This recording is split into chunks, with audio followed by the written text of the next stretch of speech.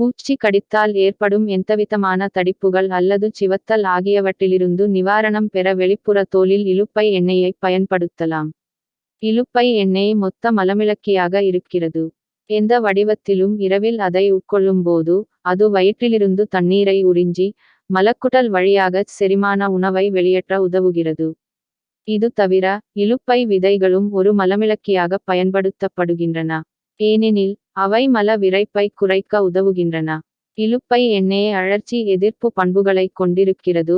அவை எந்தவொரு நோய்க்கிருமிகள் உங்கள் உடலுக்குள் நுழைந்து தொற்றுநோயை ஏற்படுத்த முயற்சிக்கும் உங்கள் உடலை பாதுகாக்க முனைகின்றன. இதனால் வலி ஏற்பட்டுகிறது. நன்றாக காய்ச்சிய இலுப்பை எண்ணெயை பாதிக்கப்பட்ட பகுதியில் தேய்த்து அதற்கு மேல் உப்பு ஒத்தடம் கொடுத்தால் உடனடியாக மூட்டு வலியிலிருந்து நிவாரணம் அளிக்கும். இதனுடன் சேர்த்து நரம்பு குறைபாடுகளும் தீரும்.